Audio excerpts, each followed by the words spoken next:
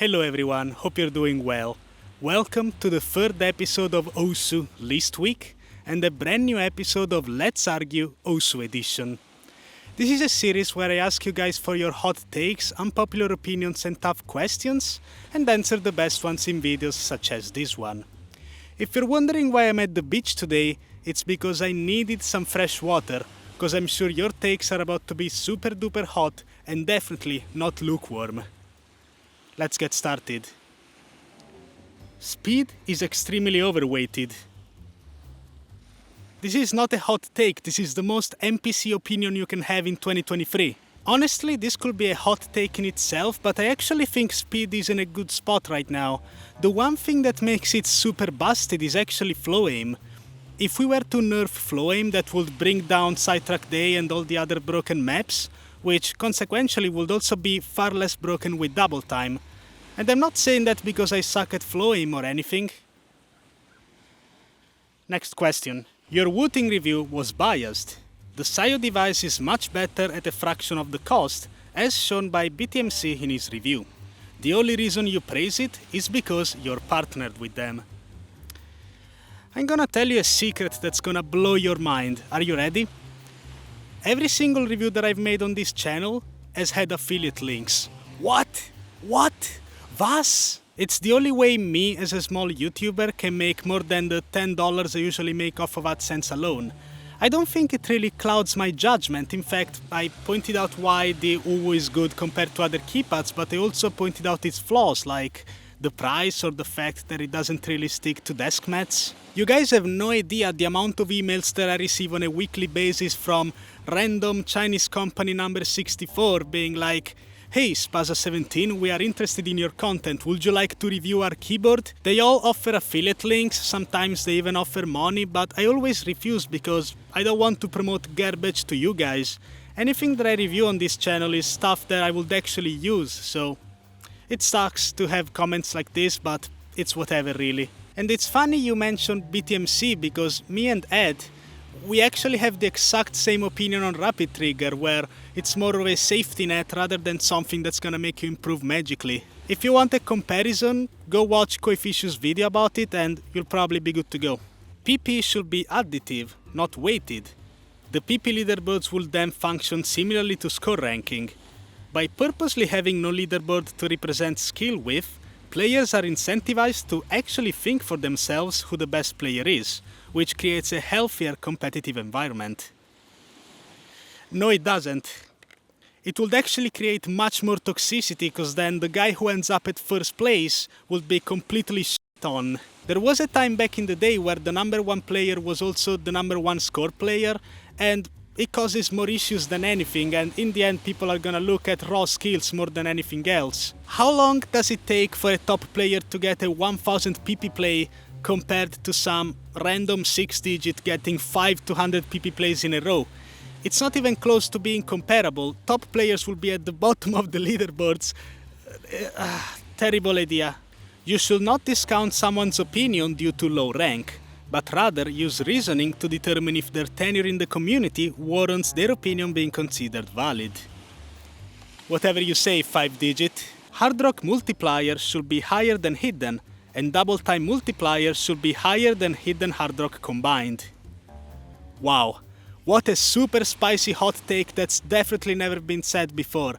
I'm gonna throw my phone in the ocean. The Osu community has a massive problem, where something is an issue until it's someone they like. Oh yeah, that's a huge problem and I definitely agree. As an example, I'll use rake tapping. Oh, I thought this was gonna be about grooming and how it's a bad thing until a top player does it, but whatever, let's talk about rake tapping, I guess. Laissez-faire initially starts the trend and people call them bad, but when Splitty does it, it's cool and based. And this continues to be true even now. I mean, I think Splitty and Laissez-faire are two completely different players. Laissez-faire sort of came into the community as this guy nobody knew, and he gained notoriety by just rake tapping a bunch of very hard maps, getting D ranks. Splitty, on the other hand, is much more known in the community. He actually has an insane reading, he's a very good easy player, And many people don't know this, but he's actually known in the tournament community too. He's very, very good overall. Personally, I don't have a problem with either player. I think anybody is free to play however they please, and I actually think Laissez-Faire's pass on Freedom Dive 4 Dimensions with DT is super duper impressive. However, if most of his scores are just D ranks, really bad accuracy, it's no wonder people don't really appreciate them as much as they would appreciate a Splitty score that at least requires some reading. I don't think he should stop playing or like bend to the haters, but there's the reason why most people probably will never find Laissez-Faire impressive regardless of what he does. We need more events like COE in Europe, like one for Eastern Europe. Now, COE, for those of you that don't know, is Kavoe's Osu event. World's largest Osu convention, takes place every year in the Netherlands. You know, COE actually started like any other meetup, any other of these Osu meetups that you see on Reddit all the time. The main difference between that and COE is passion, effort, and a huge financial sacrifice. Netherlands is a pretty cool place to be, and the public transport also works very nicely. It's well connected to most parts of Europe. I just think it's very well balanced. If someone were to do it in Eastern Europe, where would that even be? You can try if you want. I would personally recommend Poland because alcohol is so cheap, but I'm just saying, that could be an idea. Whitecat is the Ohio Rizzler Skibidi Gyat, and Heifanum text Vaxei who has no Riz because Whitecat is a Sigma.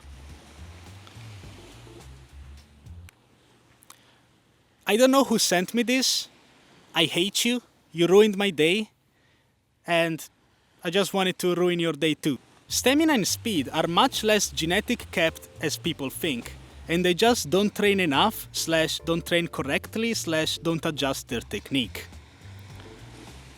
Hello Spaza, I'm Okinamo. Fuck anonymity, I will always double down on this take. Well, hello Okinamo. If this is really you, leave a comment down below because I'm curious, but honestly, I agree with you. I think speed is very accessible, you just really have to practice, but the thing about technique, I don't know man. I've been playing Osu for a very long time and my technique, I wouldn't say it's very optimal. I often stream with my fingers flat, and according to most speed players you're supposed to have them like curled up or whatever. I received another hot take that says that technique is not real and you shouldn't care and you just gotta shred. I'm sort of stuck between those two because I think good technique, proper technique has a merit, but at the same time I look at people like Shimon. Every time he plays it looks like he's gonna snap a tendon, but he's actually streaming 300 BPM with great accuracy. Ciccone is another good example. Like, that technique doesn't make any sense. Are you seeing that? And yet he does what he does, so I don't know man. Technique, does it really matter? I guess you guys in the comments will let me know. Playing more is terrible advice. It's so easy for newer players to hear this and overdo it. They can take it too literally and play more maps that are too difficult for them to get meaningful improvement from. Honestly, I completely agree with you. In fact, I made a whole video about this topic called, I think, Playing More is Not Always the Answer, where I go in detail about this thing if you guys want to watch that. For the record, the guy that sent me this hot take also sent me a link to another video covering this subject from another YouTuber. I recommend you guys go watch that too. It's a bit zoomer for my taste and the guy can't really stand still, but the video itself is pretty good. Speaking of which, every single time I do one of these I receive the same hot take of, oh, you know, Spaza, there's no good Osu content, oh, everybody sucks. And yeah, I don't know man, I don't really know many new content creators, so I guess you guys can let me know if there's any active ones. The only guy I can think of that's active right now is Stu. And honestly, he's a pretty cool guy, he's an overall positive force in the community, but if there's one thing, only one thing that I hate about Stu is he does this thing with his audio where he basically cuts every single sentence every 2 seconds. It's almost as if he's interrupting himself really. I don't know man, it's kinda weird to me, I'm not a huge fan of that editing style, but you guys can go watch him, it's fine.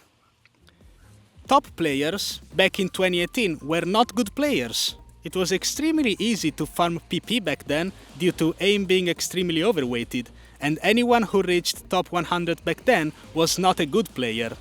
just got lucky with farming at the correct time. Players in the top 20 to 1 were fine. Well. Good thing I became a 2-digit in 2019, eh?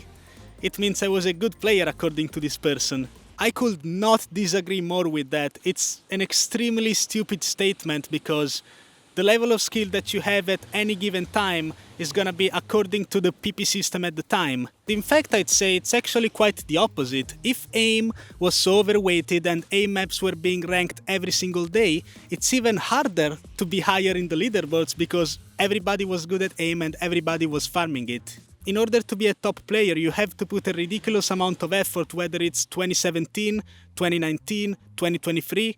So I completely disagree with you, but again, as I said earlier, I got 2 digits in 2019, so you can't f with me. Well, these were some hot takes today. What do you guys think? Were previous Osu players bad? Or is the community too turbo zoomer now? We are used to people like Emrek and Akolibet breaking the game every week and we have no more attention span. Let me know in the comments below. Thank you all for watching. If you enjoyed this video, make sure to leave a like, subscribe for more, and of course, I will see you all tomorrow for another episode of the Osu List Week. Have a good one, guys.